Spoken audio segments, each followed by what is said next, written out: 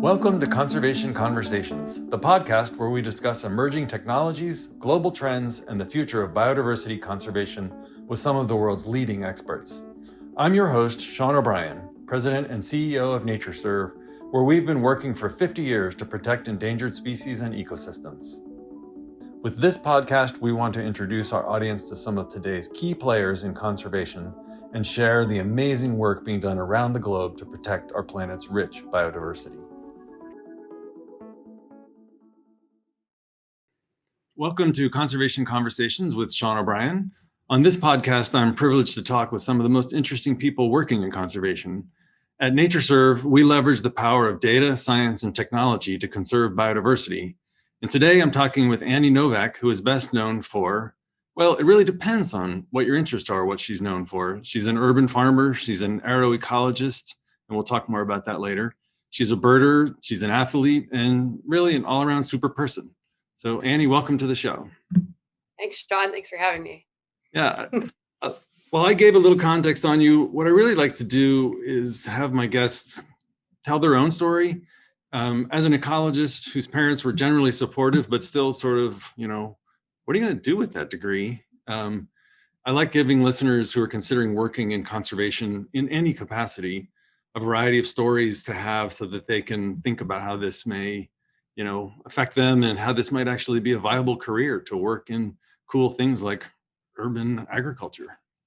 So let's hear a little bit about I'd be delighted to. And I want to start with that super person. I'll tell you how to be a super person. No, that was kind of you to say. I think, you were joking when you said, your parents looked at your degree and said, what are you going to do? I got involved in urban agriculture and agriculture generally about 17 years ago now. And my family had a similar reaction. I grew up in the Midwest, so becoming a farmer wasn't that wild of a career path, but for where I grew up in the Midwest and what I grew up doing, there was no reason I should have gotten involved with plants at all. I think the neat thing about where I started and then all the things that have evolved that you described is that a lot of my career has been defined by following sort of the narrative of things from start to finish. When I was an undergrad, I was a student of human geography, and a lot of that work is focused on these really interesting interstices between people and cultures and politics and location and geography. And I took a lot of that way of thinking about the world forward into the work that I do. So while my initial interest definitely started in literally farming, working on farms, learning about plants, talking to farmers, getting the basics down of botany and soil science and all that. Where it's evolved to is, all the way up the ecological scale. As you mentioned, aeroecology is a interest of mine, non-professional-ish interest of mine. And that relationship I have to what's living up in the sky, what's the ecosystem of the sky, particularly focused on birds and migratory birds in more particular, came very much just out of that sense of curiosity and wanting to sort of understand how things intersect in the natural world. And you've stitched this into a career and a living. Yeah. I mean, I know the other part of your question was how does one do that? And I would say where I was really lucky is when both before I was an undergrad and then also a big part of my undergraduate career, I don't know if you consider it a career, my time as an undergrad was very much under the umbrella of the philosophy of Joseph Campbell, which most simply put is follow your bliss. And I by no means want that to sound woo-woo or like a shortcut. I grew up in a very studious, hardworking, hard-driven family of really smart, primarily women, plus my dad.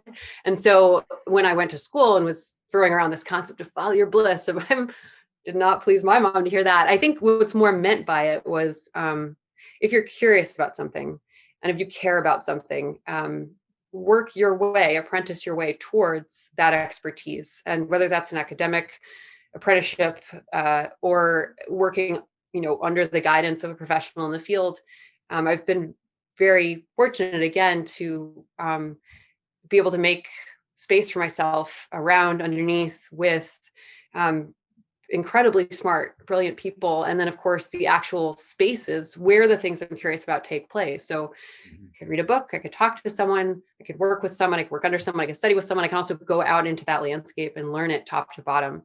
And because of the thing that I'm curious about, which is ecologies and commodity chain analysis and social spaces around food and plants.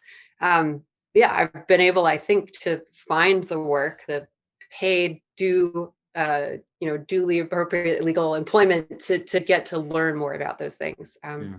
So it's been a winding path with a very clear North Star.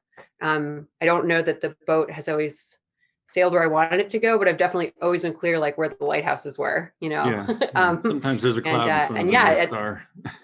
Yeah. I mean, every now and again, and actually it's sort of a bad comparison. It's a bad metaphor because, stars are one of the things we're losing quickly. But yeah, I think that's been, it's not easy. I guess if again, I was going to turn this to like a piece of advice, because I get emails often from folks curious how they can get involved in similar work. It's always clearer in hindsight. But the truth is that I've always been adamant about sticking to the things I care about and working with the people I'd like to learn from, first and foremost, above any other choice in pursuing something. I'm sure that this is true in other fields, but I know that I feel incredibly fortunate in working in conservation to be surrounded by people who essentially did, follow their bliss or follow their passion for nature and for conservation, and to work in an organization where everybody's really driving for the same thing and really believes in the mission is really just a privilege, and it's a wonderful thing. And it makes day-to-day work and makes the challenges of work so much more bearable.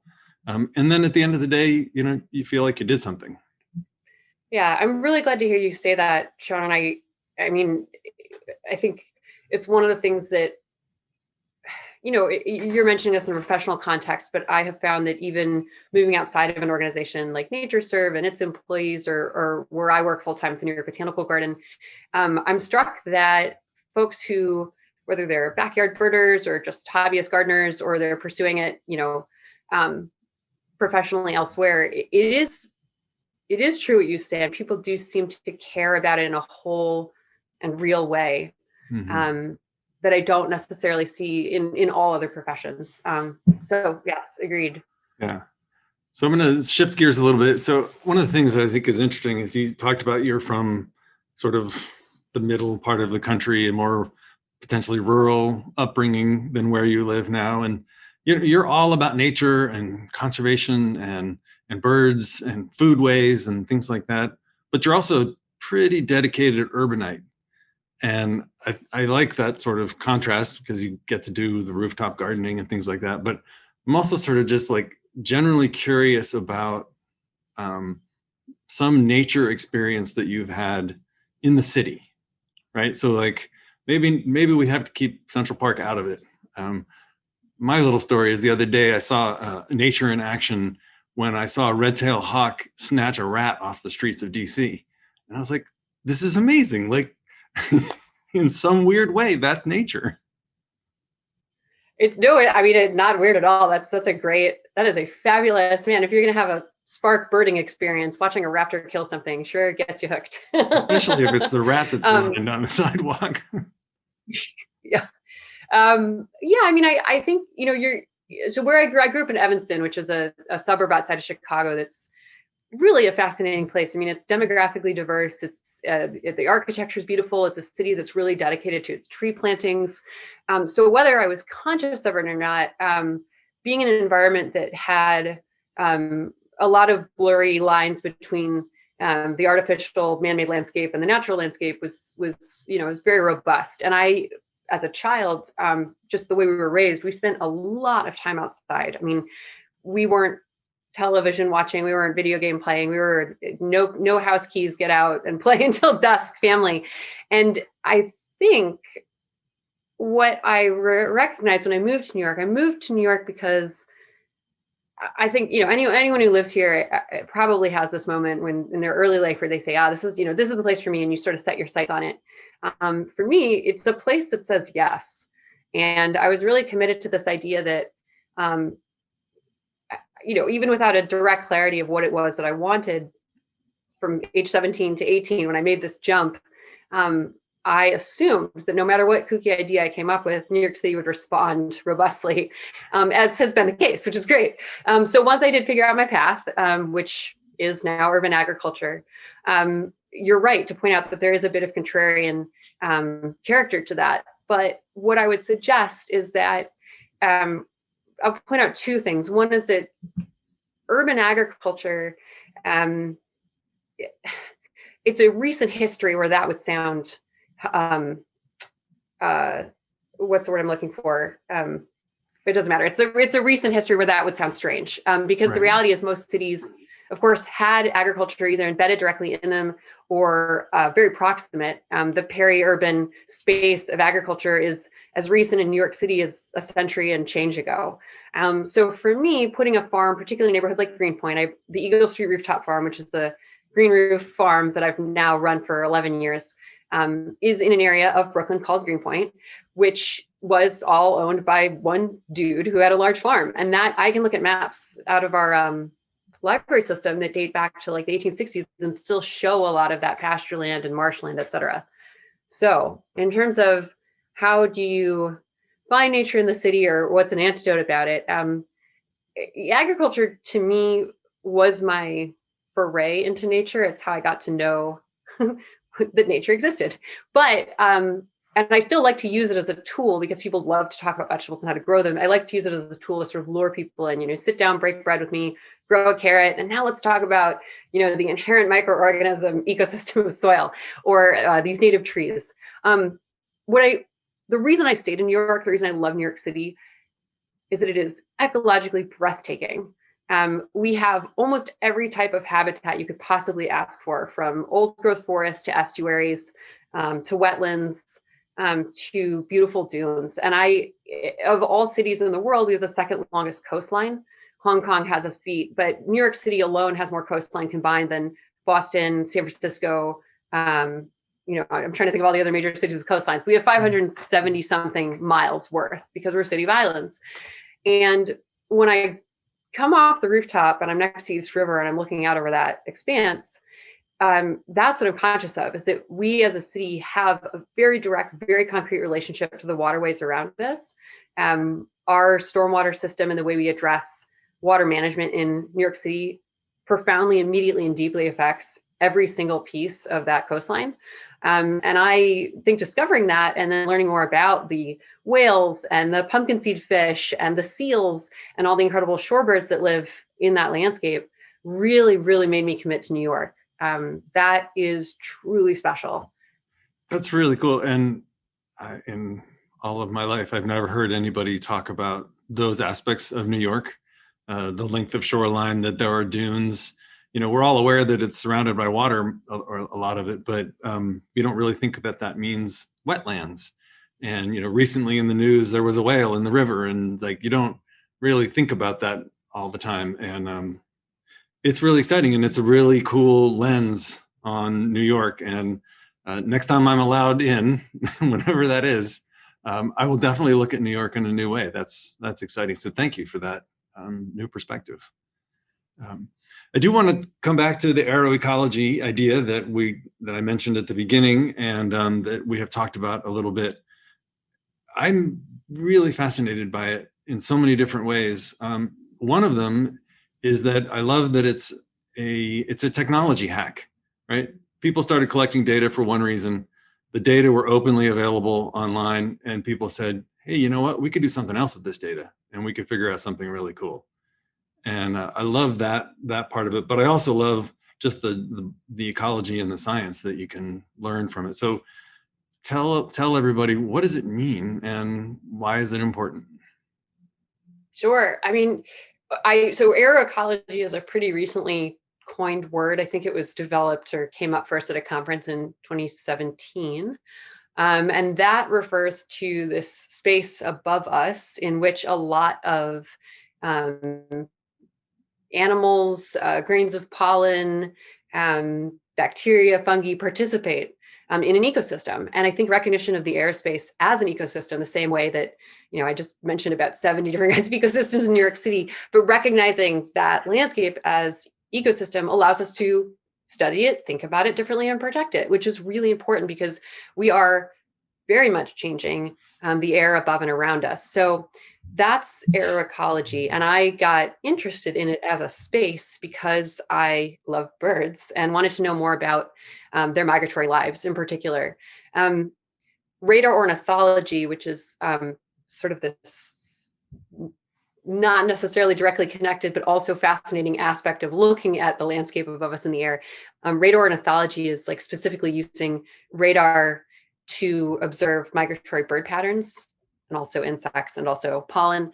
And then to aggregate that data and use it in for lots of different things. But one of the ways that I'm most excited about is to help study population change over time, particularly with birds. And your listeners might remember, if they're beautiful conservationists like us, that there was this incredible paper that came out just a short time ago before 2020 happened. 3 billion birds have been lost since the 1970s. And to me, that sounds very, very high. And if that's something people want to learn more about, 3billionbirds.org discusses the paper in full. And a lot of that research and information came out of the ability to use radar and radar ornithology to take a look at those populations.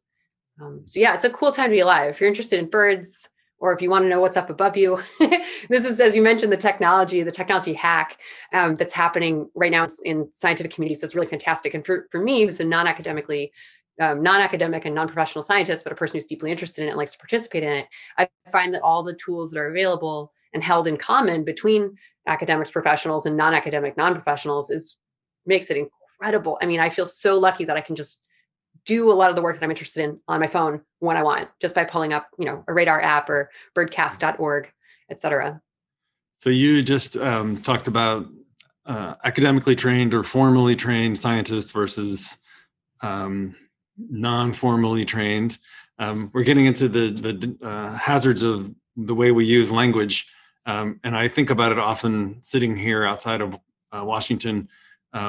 Politicians are always talking about ordinary Americans and regular people, and so I tend to think of those words as sort of to mean non-politicians, but it sort of translates over to talking about the ideas of quote unquote ordinary people doing science, or people contributing to the scientific enterprise because they're interested, and it may be their hobby as opposed to their career, but their contribution is still significant and important.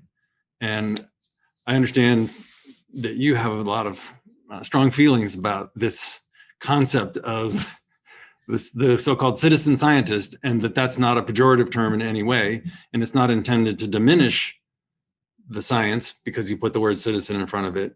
It's just it's another kind of scientist. Yeah, no, it's a great thought you picked up, Sean. Something that's really important to think about with the way we talk about science is looking at the history of who its practitioners were, what information they've been able to create, who they relied upon for their data points, et cetera. So the notion that science, is a sort of siloed, specialized, hierarchical area in which only certain people can operate is a pretty recent creation. Mm-hmm. And when it's existed in prior iterations, whether it was 1,000 years ago or 1,500 years ago, again, that had a lot to do, I think, with exclusion more than it did inclusion.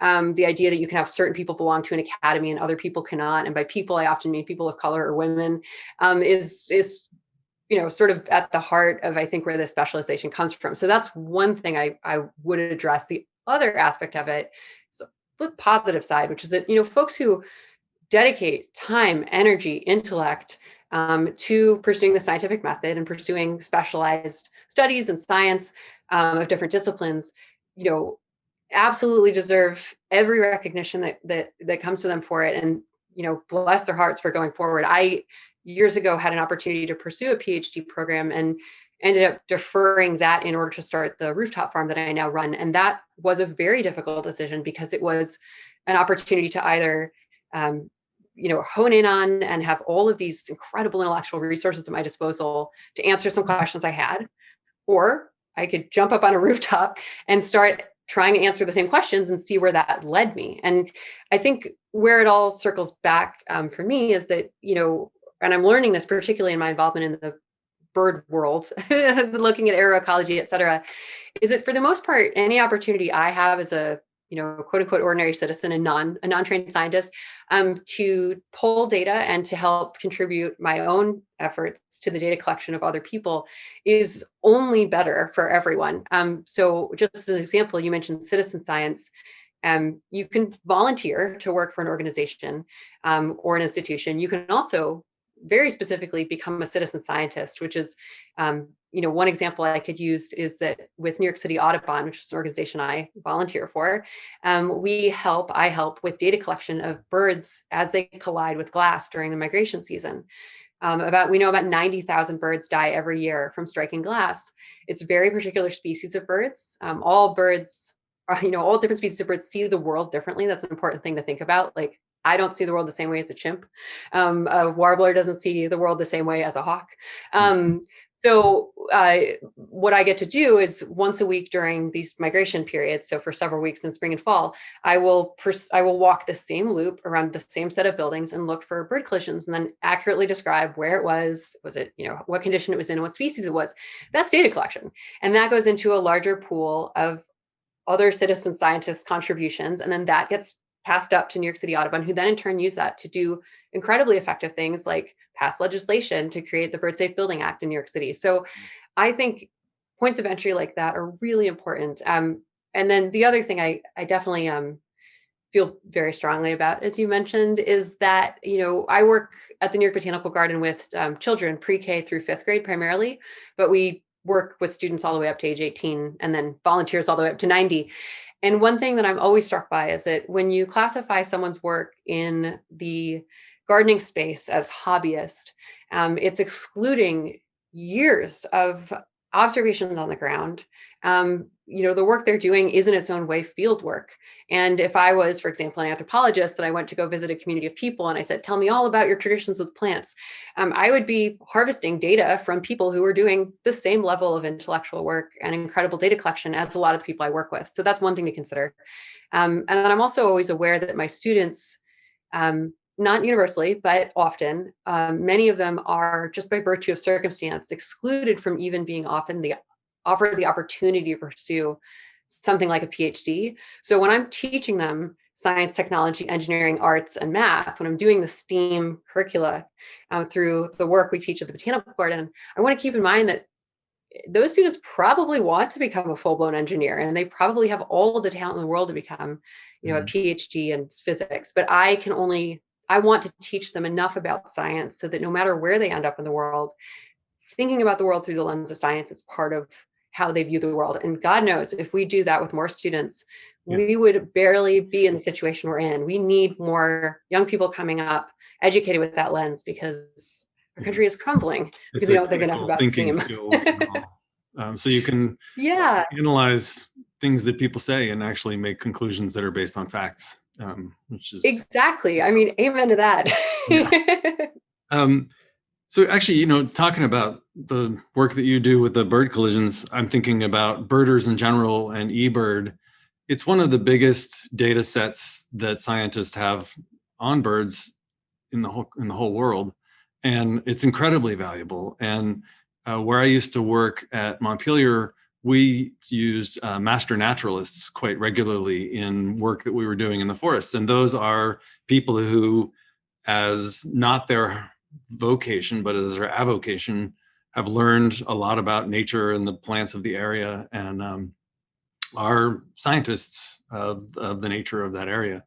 And we took a big, it was very beneficial to have access to the master naturalists. And at NatureServe, we have trained scientists in the field collecting data all across the continent, but very often they're working with the kinds of volunteers you're talking about, because people will say, hey, I want to help the Natural Heritage Program in my state collect data, and I have some time, and so let me go out in the field with them, and I'll do whatever they need me to do to improve the data that they're collecting.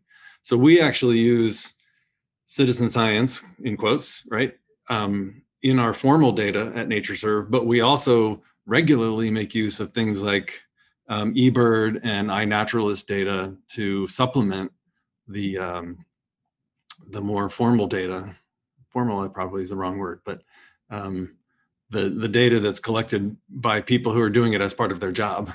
Yeah, It's incredibly exactly. Yeah, valuable, and and it adds a lot of texture, a lot of context. yes. Yes, exactly. No, I'm so glad to hear you say that. And I think it's something that, as folks are trying to think about the interests that they have, and, you know, I think part of what draws people to citizen science is, for some people, it's that they have an expertise and they want to express it somewhere. For some people, it's a sense of contribution, which, at the front of our conversation, you mentioned how rewarding it is to be in your professional landscape surrounded by people who do have that sense of contribution and passion.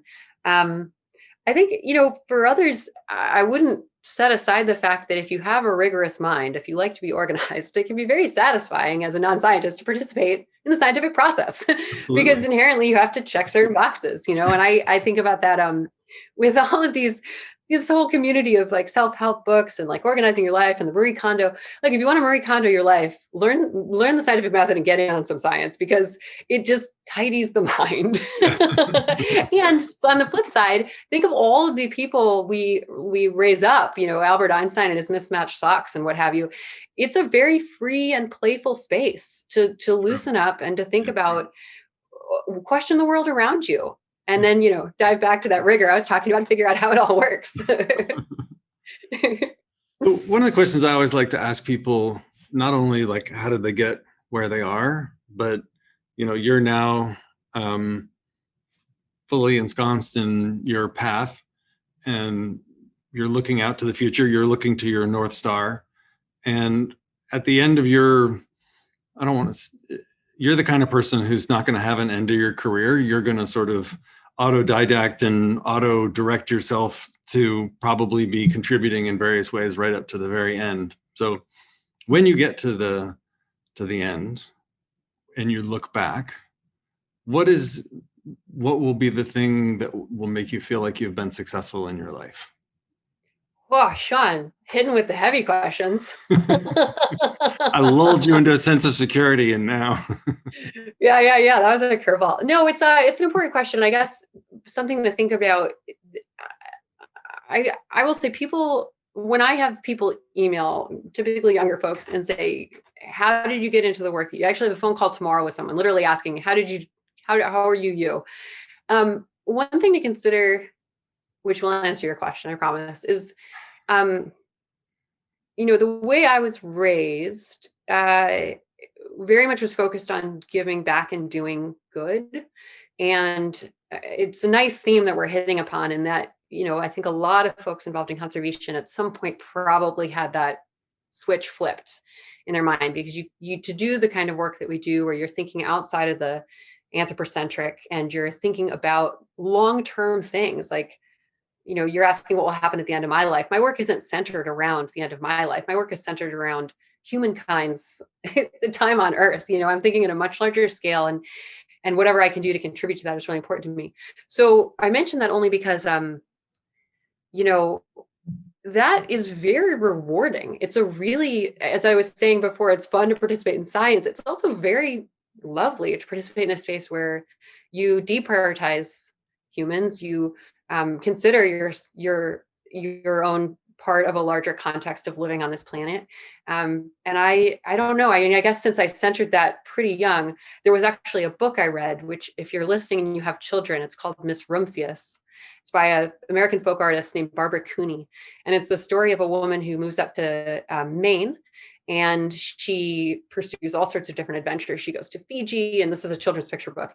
And she works at a library, and she walks around a conservatory in the winter and gets to smell the tropical plants while it's snowing.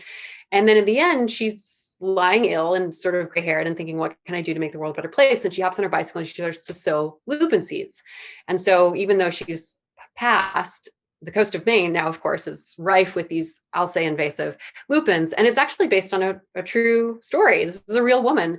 And the thing that I read, and, it's a beautiful book. So what struck me as a kid is just an exquisite story.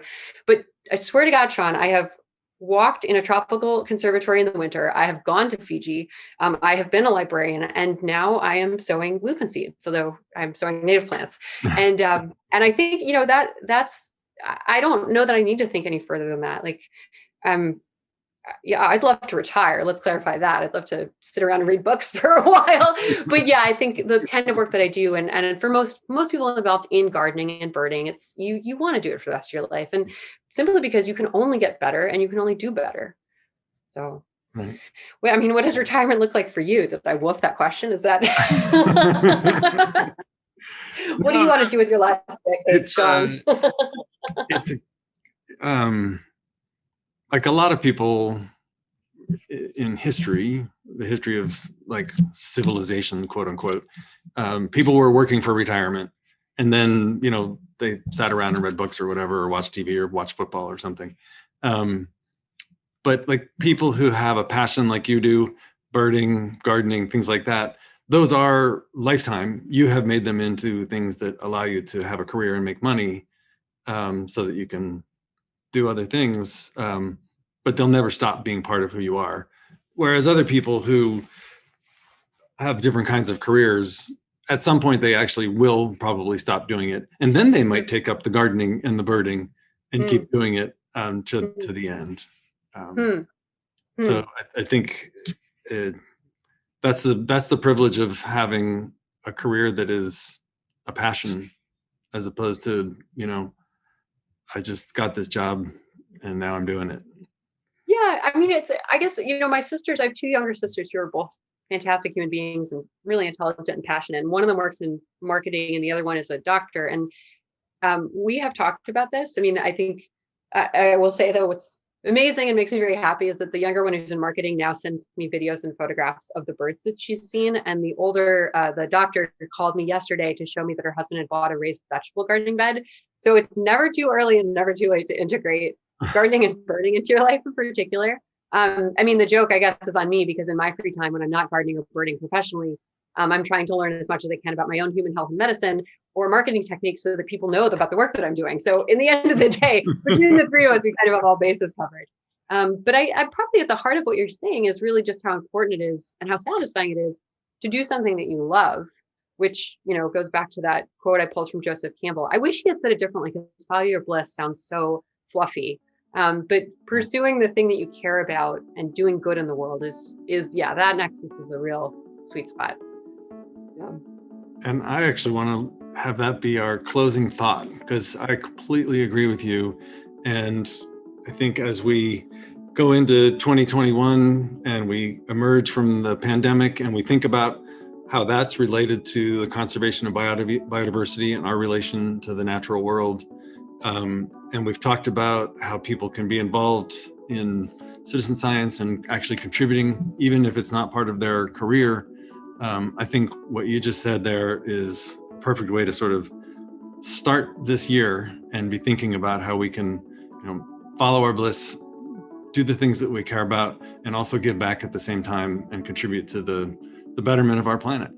So I want to thank you for taking the time to be on the phone or on the Zoom with us today. And I look forward to going birding with you when we're allowed to be out in the same space again. I would love that. Thank you so much for having me. I really appreciated the time in this conversation. Excellent. Thank you. This has been Conservation Conversations with Sean O'Brien. If you want to learn more about NatureServe, go to natureserve.org. And if you want to learn more about Annie, you can go to annienovak.wordpress.com and learn a little bit more about her work. Thanks for listening.